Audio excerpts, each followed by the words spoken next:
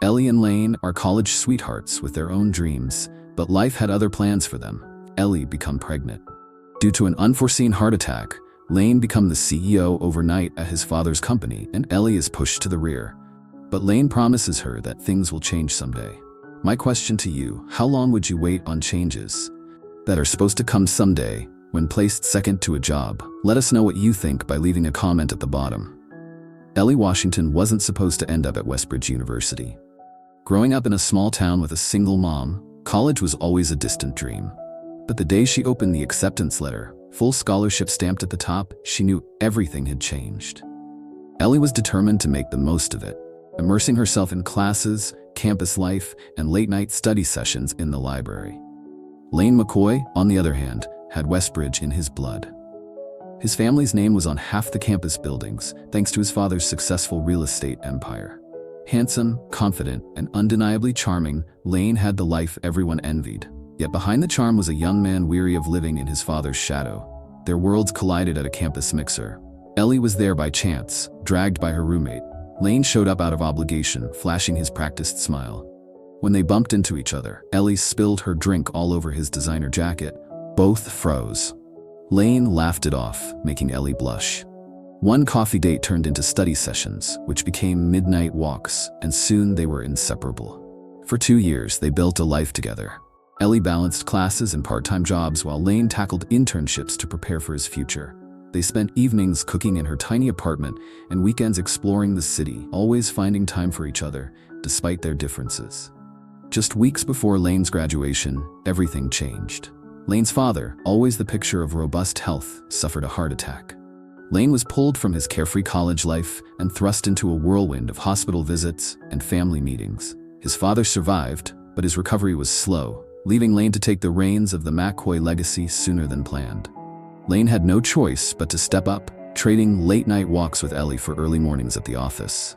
Ellie tried to be supportive, but the sudden shift hit her hard. She watched as Lane became someone else, colder, more calculated, always buried in work. Gone were the spontaneous texts and surprise dates. Lane was drowning in responsibilities, and Ellie didn't know how to save him. One evening, as Lane sat hunched over his laptop in their shared apartment, Ellie approached cautiously. "You're missing out on everything you wanted, Lane. You didn't want this life." Lane didn't look up. "It's not about what I want, it's what I have to do." Ellie sat beside him, touching his shoulder. "But what about us?" For the first time in weeks, Lane met her gaze. His eyes softened, but the weight of the family legacy was too heavy. "I can't think about us right now, Ellie. My dad needs me." Ellie bit her lip, fighting back tears. She knew Lane loved her, but love didn't always win against duty. And as Lane buried himself deeper into the world of business, Ellie couldn't help but wonder if their love would survive the change. Lane MacCoy was shaped by both of his parents, but in entirely different ways. His father, Robert MacCoy, was a powerhouse in the business world, a man who thrived on power, influence, and success. From a young age, Robert ingrained in Lane the importance of hard work and unwavering ambition. Business meetings at home were common, and Lane learned to read spreadsheets and market trends before most kids could ride a bike. Robert was stern but proud, always reminding Lane that the MacCoy name meant excellence.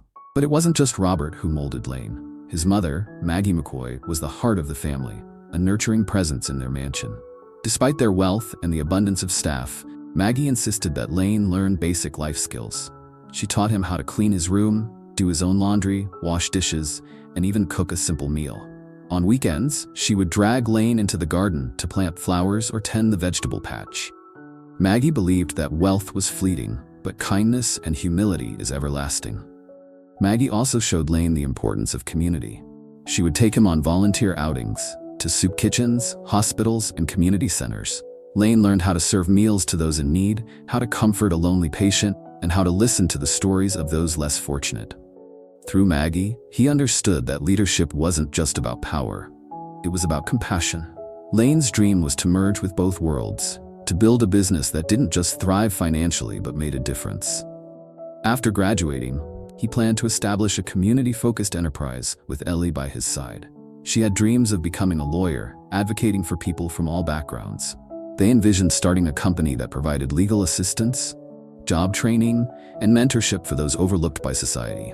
Lane would use his business degree, and Ellie would use her legal knowledge. Together, they would build something that mattered. But fate had other plans. Robert's sudden heart attack derailed everything. The recovery process was arduous, and Lane had no choice but to take over the family business. Gone were the late-night brainstorming sessions with Ellie about their future. Now, his days were filled with managing real estate deals and keeping the company afloat. The man Lane once was, the one who dreamed of creating a meaningful legacy, seemed to fade into obscurity. Ellie watched Lane change, his warm laughter replaced with curt phone calls and business jargon. The man who used to sit with her under the stars dreaming of a future that blended success and purpose now seemed distant and hardened. Lane's heart still beat for her, but it was buried beneath layers of responsibility and obligation. One evening, as Lane sat at the dining table, poring over contracts, Ellie placed a cup of tea beside him. "You're losing yourself, Lane," she whispered. He looked up, exhaustion etched on his face. "I can't afford to lose the company." Ellie hesitated. "But what about your dream? Our dream? You always wanted to build something of your own, something that helped people." Lane glanced at the framed photo on the table, a picture of him and Ellie on their first anniversary, carefree and smiling. His chest tightened. Dreams change, Elle. Sometimes life doesn't give you the luxury of choice. As he returned to his paperwork, Ellie wondered how long it would take for the man she loved to disappear entirely. A few days later, Ellie was staring down at the 2 pink lines, her hands trembling. Tears welled up in her eyes, a mix of fear and overwhelming love coursing through her. A baby. Their baby. She pressed a hand to her stomach, aching for the tiny life growing inside her. But the joy was short-lived, replaced by a gnawing worry. How would Lane react? Ellie knew he loved her. Nothing could change that. But being a father, that was different. Lane was already drowning in responsibilities, buried under the weight of running his father's company. She barely saw him now. Adding a baby to the mix might break him. How could he balance being a good dad when he barely found time to be with her? She wiped her cheeks and tried to breathe through the panic. It wasn't just about Lane's reaction, it was about the life they had planned. The company had consumed him, and Ellie didn't want their child to grow up without knowing the real Lane, the kind, caring, hopeful man he used to be. That night, Ellie cooked his favorite, pasta with homemade marinara and garlic bread. As Lane walked in, he looked more exhausted than ever. She smiled softly, pulling him in for a hug. He barely responded, his mind clearly still at the office. They sat at the small kitchen table, the clinking of forks against plates filling the silence. "Lane," Ellie finally spoke, her voice gentle. "We need to talk." His eyes flickered with worry. "What's wrong?" She took a deep breath and slid the pregnancy test across the table. Lane picked it up, staring at the 2 pink lines for a long moment. His mouth opened, but no sound came out. Finally, he looked up and a smile broke through his tiredness. Are you serious?" he whispered, eyes glistening. Ellie nodded, unable to speak past the lump in her throat. He wrapped his arms around her, holding her tight, his face buried in her shoulder. But just as quickly as the excitement blossomed, his expression shifted. He pulled back, rubbing a hand over his face. "We can't tell anyone," he said firmly. Ellie's heart sank. "What do you mean?" Lane glanced at the door, as if someone might overhear. "Some of the board members are already looking for ways to push me out. They think I'm too young, too inexperienced. If they find out about the baby, they'll use it against me, say I'm distracted, unfit to lead. And this child, it's not just our baby, Ellie. It's an heir. I won't let anyone take that from our child." Ellie tried very hard to swallow her frustration. "Lane, we can't live like that. Always hiding, always worried about what people will think. This is our family. Can't we just be happy for one night?" He looked at her, the fight leaving his eyes. He squeezed her hand, nodding slowly. "You're right. Tonight? Let's just enjoy tonight." They ate in comfortable silence after that, and for a few moments, it was almost like old times. Just the 2 of them, sharing a meal, dreaming of a future. Lane even cracked a joke about baby names, his laugh warm and real. Ellie clung to that moment, hoping it wasn't just a fleeting glimpse of the man she loved. But as Lane held her later that night, his hand resting gently on her stomach, Ellie couldn't help but wonder if the world outside their tiny bubble would eventually shatter the fragile happiness they had found. For a while, it seemed like things were getting back on track. Lane made more of an effort to be home on time, and they started talking about the baby. Names, nursery ideas, and the tiny clothes Ellie couldn't resist buying. Lane even managed to take a weekend off, and they spent it just being themselves, laughing and planning like they used to. But the fragile peace didn't last. One morning, Ellie's phone buzzed incessantly. notifications flooding in from friends, classmates, and even strangers. Confused, she opened a link one of her friends sent, a blog post titled, "Social Climber, Ellie Washington using Lane MacCoy to boost her career." The post was brutal, accusing Ellie of manipulating Lane for his wealth and influence, claiming she only got her scholarship because of his family's connections. It even suggested the pregnancy was a calculated move to secure her place in the MacCoy dynasty. Ellie's stomach churned as she scrolled through the venomous comments. Lane came home early that day after having heard the rumors. He found Ellie curled up on the couch, her phone discarded on the floor. Without a word, he sat next to her, pulling her into his arms. "This isn't true," he whispered, his voice strained. "None of it." "I know," Ellie replied, her voice barely audible. "But everyone else believes it. My classmates, my professors, even some of your family members, they think I trapped you." Lane clenched his jaw. "Someone at the company is behind this. I've noticed outright tension since I took over. Some of the board members think I'm too young, that I'm making reckless choices. One of them must have leaked this. I have a feeling who it is, but I don't know how to protect you and the baby. With my dad still recovering, I don't have any guidance. I'm trying, but it feels like I'm failing you." Ellie placed a hand on his cheek, forcing him to look at her. "You're not failing me, Lane. You're just one person trying to fill enormous shoes.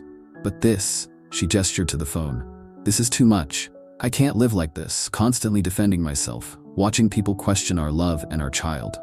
Lane looked defeated. "What do you want to do?" Ellie bit her lip, wiping a tear. "I think I need some space. Just for a while, I need to clear my head, and I want to feel safe. I'll go home to my mom's, at least until the baby's born. Maybe the distance will help people move on from this mess." Lane's eyes widened. "No, Elle, please, don't leave." "I'm not leaving you, Lane," Ellie assured him, squeezing his hand. I can't handle this stress. It's not good for me or the baby. I'll still be here for you. We'll talk every day, but I need to be somewhere where I'm not constantly looked at like I'm some gold digger." Lane nodded slowly, his shoulders slumping. "I hate that I can't fix this, that I can't protect you." Ellie gave a sad smile. "I know, but maybe we can figure it out better when we're not under everyone's scrutiny. You need to focus on the company and your dad. I need to focus on keeping our baby safe." That night, Lane helped Ellie pack. Neither spoke much, both lost in their own thoughts. When it was time to leave, Lane hugged her tightly, pressing a kiss to her forehead. "I'll call you every night," he whispered. Ellie smiled through her tears. "I know you will." As she drove away, Ellie couldn't help but feel her heart splitting in two. She knew this wasn't the end, but the uncertainty loomed large. Lane watched her car disappear down the driveway, his mind racing with plans on how to protect the woman he loved and the family they were building. He wasn't going to let anyone destroy their future, no matter who was behind the lies. When Ellie pulled into the driveway of her childhood home, she was greeted by the familiar sight of the small, well-kept house. Her mother, Wilma Washington, was already waiting on the porch, wiping her hands on her apron. The moment Ellie stepped out of the car, Wilma rushed forward, wrapping her daughter in a warm, comforting hug. "Oh, baby," Wilma whispered, holding her tightly. Ellie couldn't help but break down, the stress of the past few weeks pouring out in silent sobs. Wilma guided her inside, setting her on the worn but cozy living room couch. She didn't ask questions, just waited patiently until Ellie was ready to talk. Between sips of tea, Ellie told her everything, about the blog post, the accusations, and how overwhelming it had all become. She told her mother about Lane's struggles, his fight to balance the business, his father's health, and now the smear campaign against them. Wilma listened intently, her expression calm and understanding. When Ellie finally finished, Wilma reached over and squeezed her daughter's hand. "I'm proud of you for doing what you needed to protect yourself and the baby," Wilma said softly. "And I'm grateful that Lane hasn't abandoned you. He's young, but he's showing his love by making sure you're safe." Ellie nodded. "He's been trying so hard, Mom. He's just lost. And now with this attack on us, he's more paranoid than ever. He keeps saying someone in the company is trying to get rid of him." Wilma patted her hand. "Sounds like Lane's in a difficult spot, but the fact that he's making sure you don't want for anything speaks volumes. He didn't leave you stranded, Ellie. That's love." Ellie managed a small smile. "He going to deposits money into my account every month. He doesn't want me working during the pregnancy. I refuse at first, but he wouldn't hear of it. He keeps saying that I need to focus on staying healthy and happy. He even made arrangements for us to meet up on weekends, or we will find a private place nearby to just be together." Wilma chuckled softly. That's the right way to do it. Your priority now is taking care of that little one. And if Lane's making the effort, then that's something to hold on to. Don't let the noise from outsiders tear you apart. Ellie leaned into her mother's shoulder, feeling lighter for the first time in weeks. I just hate that he's going through this alone. I feel like I should be there, helping him. Wilma smoothed Ellie's hair. You're helping just by being strong. Sometimes love means giving space to fight battles, and sometimes it means holding on tight when everything's falling apart. You two will figure it out. Over the next few weeks, Ellie settled into the familiar rhythm of home. Wilma fussed over her, cooking hearty meals and making sure Ellie rested. Lane kept his promise, calling every night to hear about her day and ask how she was feeling.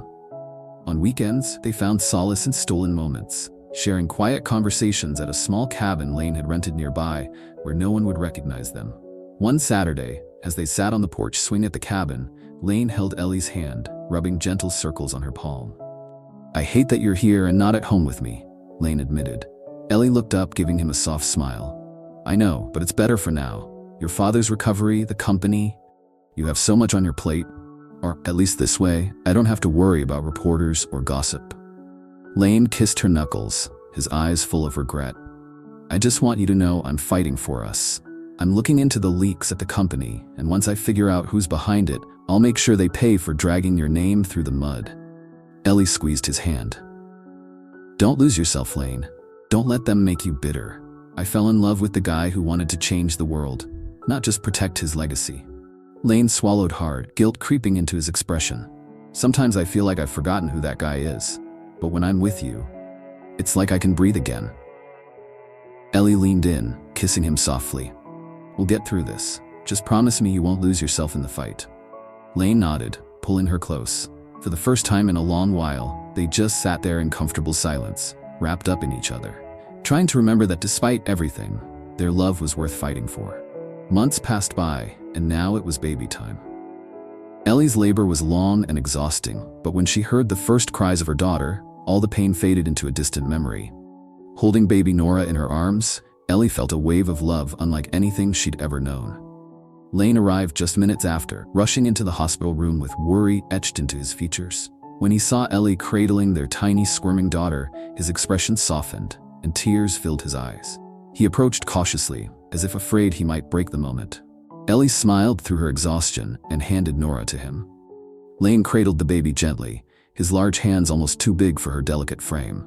She's perfect, he whispered, brushing his finger against Nora's cheek. Ellie smiled, relief washing over her. For a moment, it was just the three of them, wrapped up in the magic of new life. A few weeks after bringing Nora home, Lane sat down with Wilma over a cup of coffee in the kitchen. Nora was sleeping in her bassinet nearby, and Ellie was catching up on some much-needed rest.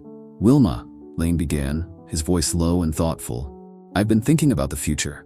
I want Ellie and Nora to have a proper home. A bigger place, somewhere with a yard. Eventually, when Ellie's ready, we might need a nanny.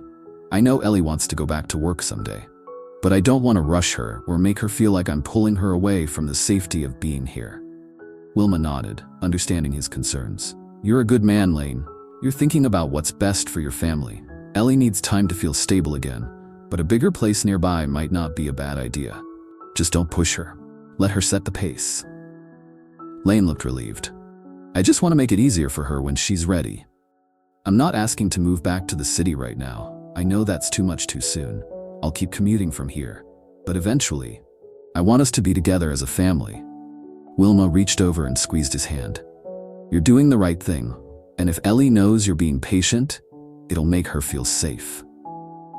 Lane took her advice to heart, spending weekends scouting for houses nearby, places where they could build a future without the pressure of the city looming over them. He made sure Ellie knew he wasn't rushing her, just preparing for the time when they would be ready. 3 months passed, and just as they were starting to find a new rhythm, tragedy struck. Lane received the call in the middle of the night. His father, Robert, had passed away. The news hit Lane like a freight train. Though his relationship with his father had always been complicated, the finality of it was overwhelming. Ellie held Lane as he silently cried in their bedroom, his grief raw and unfiltered. Maggie, Lane's mother, was inconsolable. Lane knew he needed to be strong for her and for the company. But just days after Robert's death, Lane discovered something that rocked him to his core. While going through his father's office at the company, Lane found documents buried in a locked drawer, contracts and financial reports that didn't add up. As he dug deeper, he realized that Robert had been manipulated for years by someone within the company. Deals had been made that undercut the family's holdings, siphoning money into a shell corporation linked to one of the board members, Gerald Baldwin. Lane's jaw tightened as he read through the papers, his stomach churning with betrayal. Gerald had been one of his father's closest advisors, a man Lane had trusted even after taking over. He knew Gerald had been pushing back against his leadership, but he never imagined this level of treachery. His hands trembled as he texted Ellie. "I found out who's been sabotaging us. It's worse than I thought. I'll explain when I get there. I love you." When Lane finally made it back to Wilma's house that evening, Ellie was waiting for him in the living room, holding Nora close. She could see the anger and sadness in his eyes. "What happened?" she asked softly. Lane sighed, sinking into the couch beside her. "Gerald, he's been sabotaging the company for years, manipulating my father. There are contracts showing he's been bleeding money through fake partnerships. I don't know how far it goes, but it's bad. Worse than I imagined." Ellie reached out, touching his shoulder. "What are you gonna do?" Lane looked at her, his jaw set with determination. "I'm going to fight back. I'll expose everything. For my dad. For us. I'm not going to let Gerald or anyone else destroy what my family built." Ellie leaned her head against his shoulder. "We'll do it together. You're not alone in this." Lane kissed the top of her head, holding Nora close. As much as the betrayal stung, having his family by his side gave him the strength to face whatever battles lay ahead. Lane knew that exposing Gerald's betrayal couldn't be rushed. He couldn't just walk into a board meeting and accuse one of his father's oldest friends without solid proof.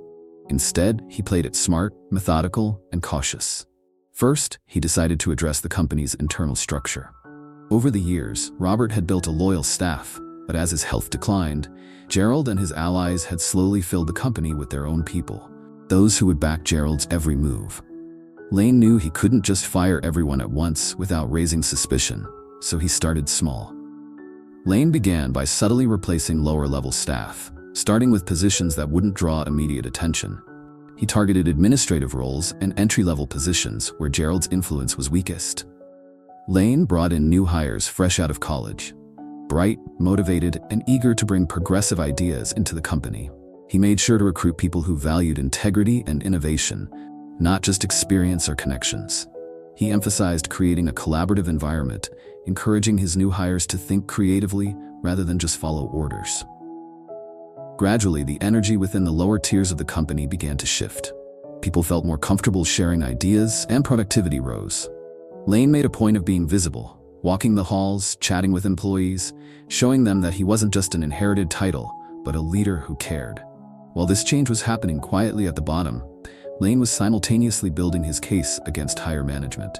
He knew he couldn't tackle Gerald directly without implicating himself prematurely. So, he started gathering allies among the mid-level managers, those who felt overlooked or frustrated with how things had been run. Lane knew he needed undeniable proof, something that would hold up legally and in the eyes of the board. To do that, he hired an outside firm to conduct a comprehensive audit of the company's finances, going back a full decade. He kept it completely off the official books, paying for it personally to ensure the board didn't catch wind of his plans. He told his new HR manager, a savvy young woman named Claire, one of his first hires, that he needed absolute discretion. Claire connected him with a forensic accounting firm known for digging deep and finding hidden discrepancies. The firm's lead investigator, a meticulous accountant named Aaron Monroe, agreed to take on the project under the guise of an unrelated consultancy. "Make it look like you're reviewing efficiency metrics," Lane instructed Aaron. "I don't want anyone knowing it's a financial audit. If Gerald catches wind, he'll start covering his tracks." Aaron nodded. "We'll start with the older contracts, the ones your father signed when his health started declining. That's likely when the exploitation began." One night, as Lane sat in his temporary home office, Ellie called from Wilma's house. "How's it going?" she asked, her voice full of concern. Lane leaned back, rubbing his tired eyes. "Slow, but we're making progress. I've started bringing in new people, smart, motivated, and not tainted by Gerald's influence. The audit is underway too. I'm just hoping it gives me the leverage I need." Ellie sighed. "You're doing everything right, Lane. Just remember to take care of yourself too. Nora needs a healthy dad." Lane smiled faintly. I know. I just want this done. I want to build something new, something better. I keep thinking about what my mom used to say, how business isn't just about making money, but about making a difference. I want to honor that. Ellie's voice softened. You will. And once this mess is behind us, we'll build that dream we always talked about. A month later, Aaron called Lane with an update. We've uncovered some interesting patterns. The same shell corporation that siphoned money during your father's later years was also involved in earlier, smaller deals. Gerald didn't just take advantage when your father got sick, he's been manipulating the company from the start. It's deeper than we thought. Lane's heart pounded. How many people are involved? Hard to say yet, but it's not just Gerald. Several board members signed off on questionable deals. It looks like Gerald built a network of allies, all of whom benefited financially.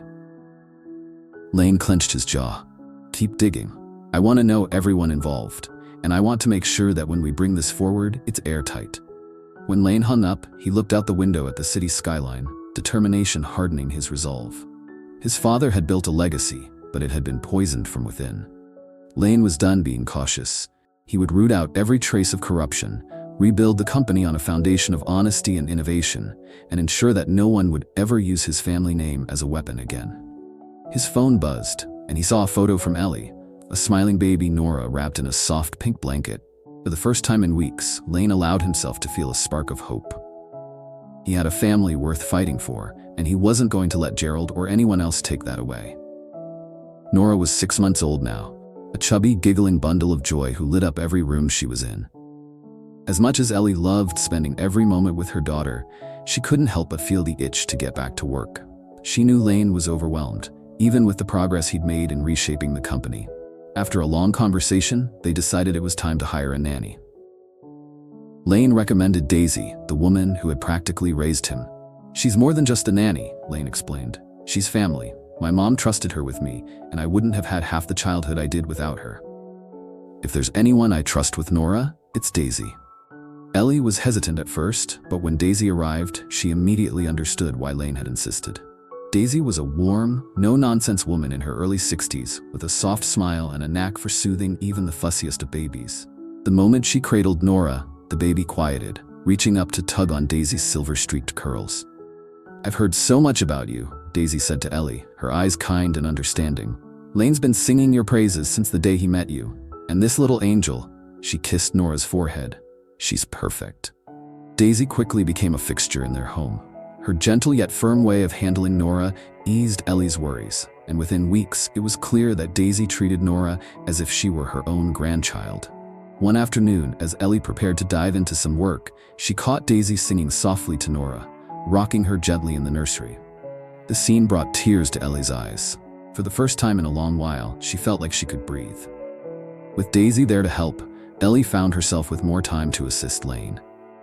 She set up a workspace at home, poring over documents and compiling data from the ongoing audit. Lane had gathered a small team of trusted new hires who were just as dedicated to unraveling the web of corruption. Ellie soon became the unofficial project manager, organizing evidence and linking the information to key figures within the company.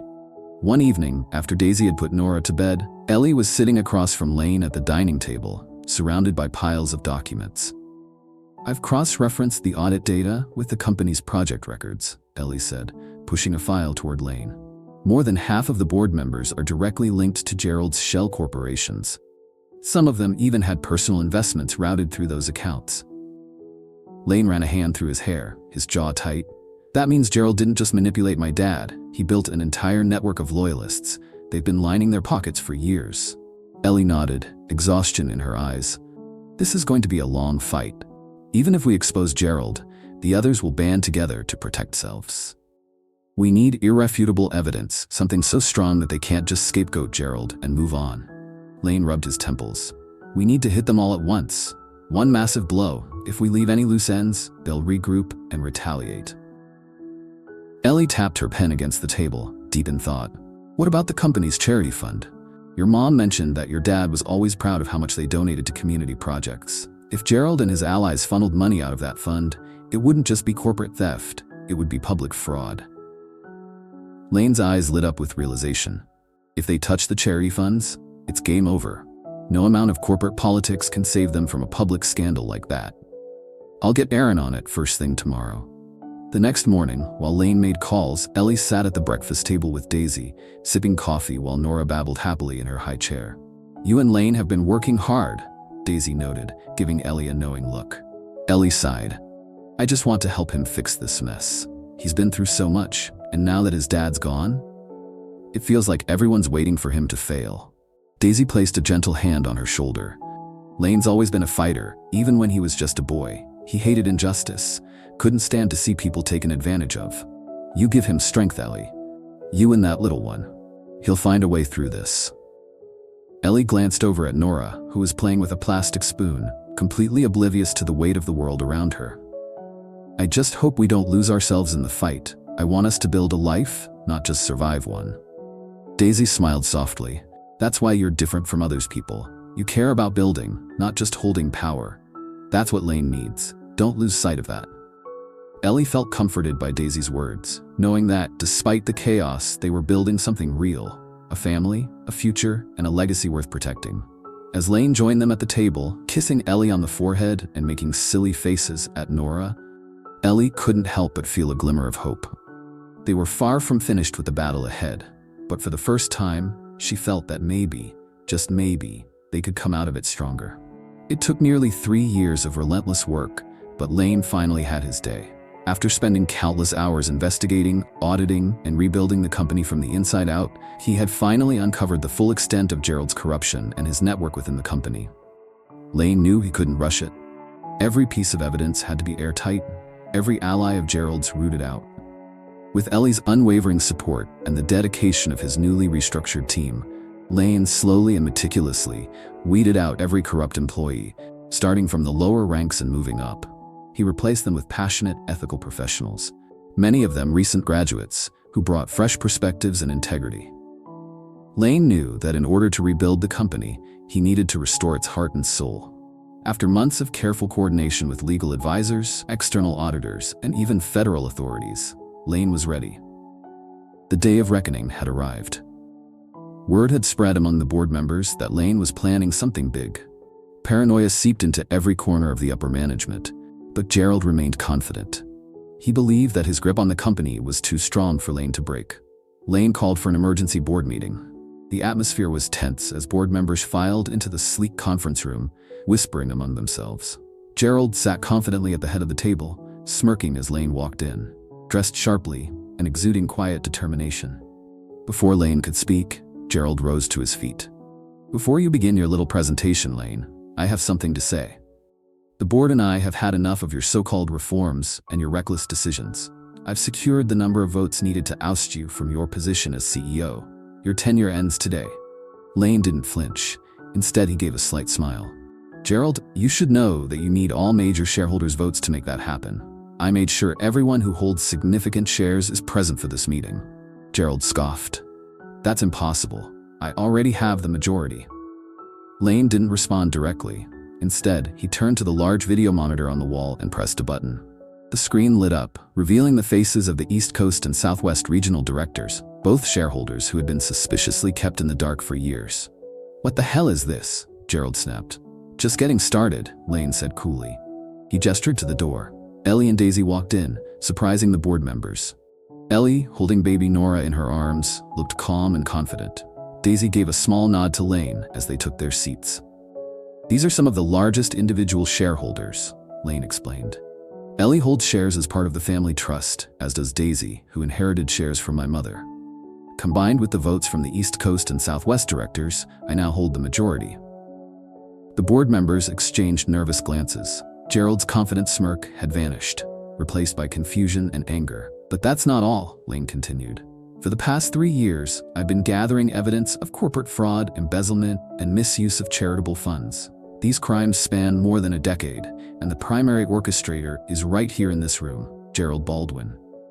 He nodded to his team in the back, who began projecting documents on the screen, financial records, contracts, and audit reports linking Gerald and his cronies to illegal transactions. This evidence has been turned over to the SEC and the FBI, Lane announced, his voice steady. As of this morning, they've agreed to move forward with charges. I wanted to give you the courtesy of knowing before they arrived. Just then, the doors swung open, and 2 FBI agents stepped inside. Gerald shot to his feet, his face drained of color. "This is a setup. You can't prove anything." One of the agents stepped forward, holding up a warrant. "Gerald Baldwin, you are under arrest for conspiracy to commit fraud, embezzlement, and violation of federal securities laws. Please stand up and put your hands behind your back." Gerald looked around wildly, but no one moved to help him. His former allies shifted uncomfortably, realizing they were on their own. One by one, they began murmuring their apologies, distancing themselves from his actions. As the agents cuffed him and led him away, Gerald turned to Lane, his voice trembling with rage. "You think you've won? This company will collapse without me." Lane didn't respond, just watched as the man who had nearly destroyed his family's legacy was taken out of the room. Once Gerald was gone, Lane faced the remaining board members. "This company has been dragged through the mud because of one man's greed, but we're not finished. We will rebuild, but it will be done with transparency, honesty, and integrity. If anyone here doesn't support that vision, I suggest you resign now." A few members shuffled uncomfortably, and 6 raised their hands. "We'd like to tender our resignations, effective immediately," one of them said. Lane nodded. "Your departures will be processed without conflict. For those who stay, be prepared to work harder than ever to restore this company's reputation." As the meeting adjourned, Lane walked over to Ellie, taking Nora from her arms and holding her close. Daisy patted his shoulder proudly. Ellie smiled at him, relief clear in her eyes. "You did it," she whispered. Lane looked down at his daughter, his heart swelling with pride. "No, we did it. I couldn't have done this without you." He knew the fight wasn't completely over. Rebuilding the company's reputation would take time, but for the first time in years, Lane felt like he was finally honoring his father's legacy. And with his family by his side, he knew they could face whatever came next. With Gerald and his cronies removed from the company, Lane knew it was time to reshape the board from the ground up. He reached out to progressive leaders in the industry, young innovators, experienced professionals who had been sidelined by outdated practices, and even a few of the passionate new hires he had personally brought into the company. The new board consisted of people who prioritized ethical business practices, community engagement, and sustainable growth. Lane made sure that the new members were diverse in thought and experience, not just corporate veterans, but also fresh minds who understood the importance of adapting to modern challenges. During the transition, Lane made one final announcement as CEO. He would be stepping down from his position. The board was shocked, but Lane explained that the company needed someone who could focus entirely on its future, unburdened by the legacy of the past. He stayed on as a board member to provide guidance, but passed the title of CEO to a young, visionary leader he had been mentoring, Claire, the HR manager who had helped him root out corruption. Claire's appointment was met with enthusiasm from the employees.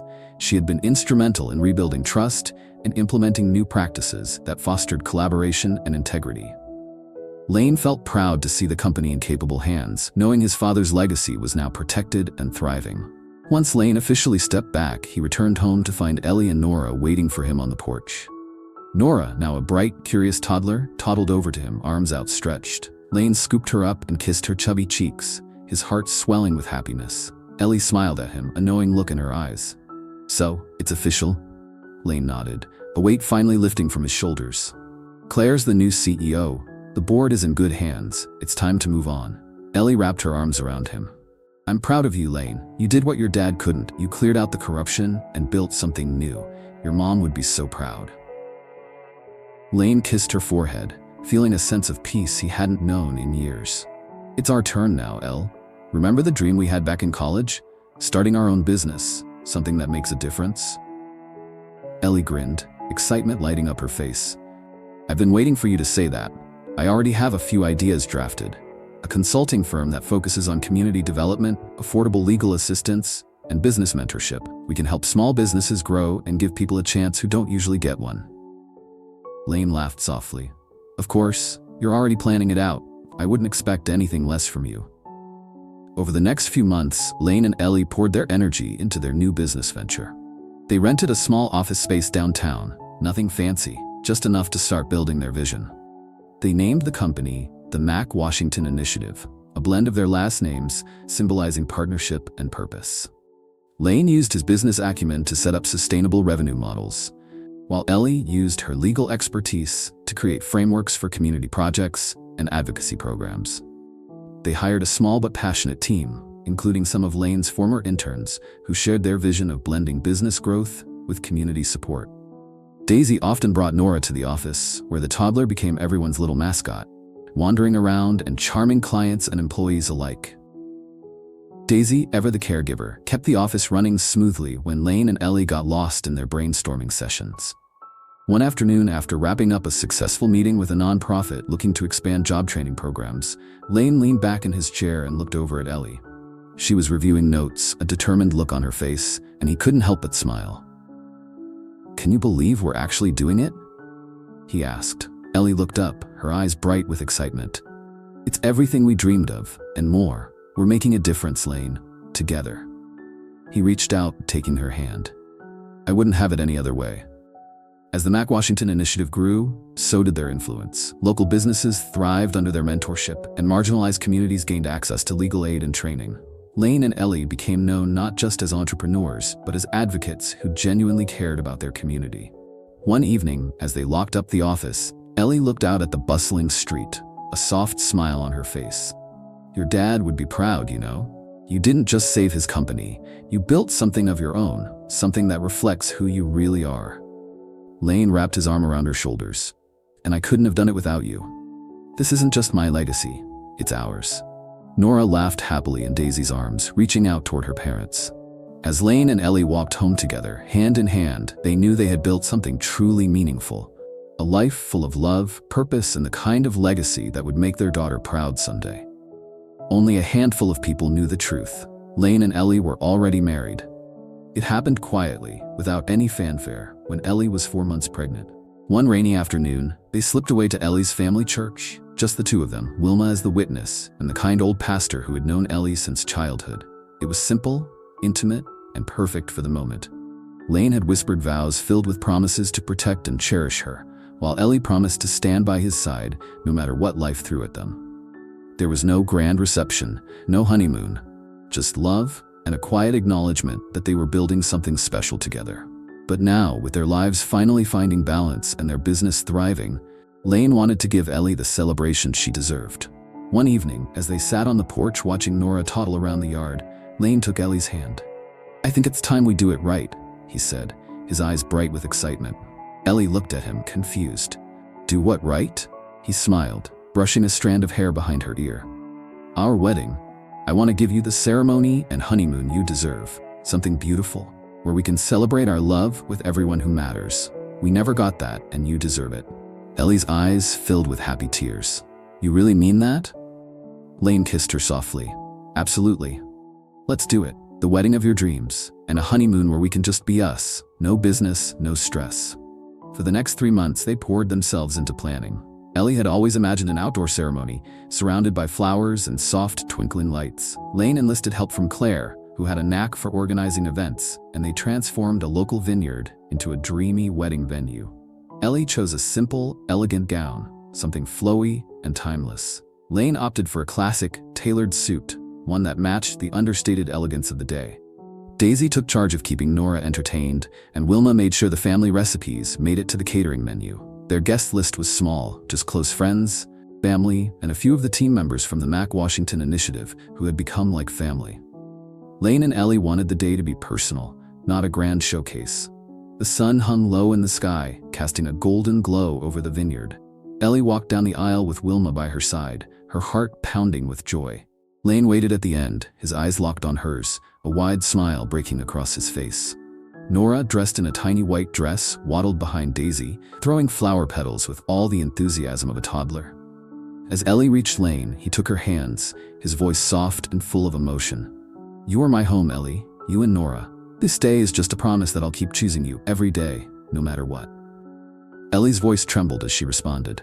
"You've given me more than I ever dreamed, Lane. Your love, your strength, your heart. Today, I just want to celebrate that we made it through everything, and we're still standing together." The ceremony was filled with laughter, tears, and heartfelt toasts. As the sun set, they danced under the string lights, holding each other close, while Nora clapped her hands happily from Daisy's lap. Daisy insisted that they take time for themselves, promising to keep Nora safe and happy while they traveled. Lane planned a 2-week trip, surprising Ellie with a tour of small, charming coastal towns. They rented a cozy cottage by the sea, spent days exploring local markets, and shared quiet dinners on the beach. One evening, they sat on the sand, waves lapping at their feet, the sky painted with vibrant pinks and oranges. Ellie leaned her head on Lane's shoulder. "I forgot how good it feels to just be us," she whispered. Lane kissed her forehead. "We've been through so much. I just wanted us to remember that at the heart of everything, our business, our family, it's always been about us, you and me." Ellie smiled, her heart full. "And it always will be, no matter how big our lives get. This," she gestured to the simple, beautiful moment, "is what matters most." They spent the rest of the night wrapped up in each other, knowing that when they returned home, they would be stronger and more in love than ever. When they returned, Daisy greeted them with a grinning Nora who ran straight into Lane's arms, excitedly. Ellie scooped her up from her daddy, kissing her chubby cheeks, and the three of them sat on the living room floor, laughing and sharing stories. Ellie wrapped her arms around him, resting her head on his shoulder. "We're more than just surviving, Lane. We're living, and I couldn't ask for more." In that moment, surrounded by love and the family they had fought so hard to protect, Lane knew that no matter what challenges lay ahead, they would always have each other. And that was more than enough. The end. Hope you enjoyed this story from Green Tea Tales. Help our channel to grow by likes, shares, subscribes, and comments. Thank you.